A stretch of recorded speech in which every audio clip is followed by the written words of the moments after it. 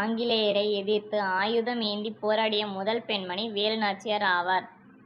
அவர் வீரமும் நுண்ணறிவும் ஒருங்கே அமைய பெற்றவர். ராமநாதபுரத்தை ஆண்ட மன்னர் செல்லமுத்து சேதுபதி சக்கந்தி முத்தாத்தாள் இணையருக்கு கிபி 1730 ஆண்டு ஒரே பெண்மகவாக தோன்றியவர்.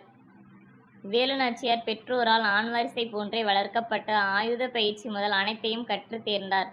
சிவகங்கை மன்னர் முத்துவடுகநாதர் வேலுநாச்சியாரை மணந்து கொண்டார். ஆங்கிலேயர் 1772 ஆண்டு சிவகங்கை சீமையின் மீது படையெடுத்தனர். ஆங்கிலேயருக்கும் முத்துவடுகநாதருக்கும் இடையே போர் நடந்தது. அப்போரில் மன்னர் முத்துவடுகநாதர் வீரமரணம் அடைந்தார். வேலுநாச்சியார் மைசூர் மன்னர் ஹைதர் அலியை சந்தித்து ஆங்கிலேயரை எதிர்ப்பது குறித்து கலந்து பேசினார்.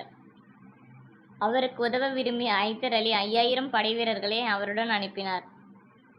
மருது சகோதரர்களுடன் வீரர் படைக்கு தலைமை ஏற்றுச் சென்ற வேலுநாச்சியார் ஆங்கிலேயரை எதிர்த்து போரிட்டார்.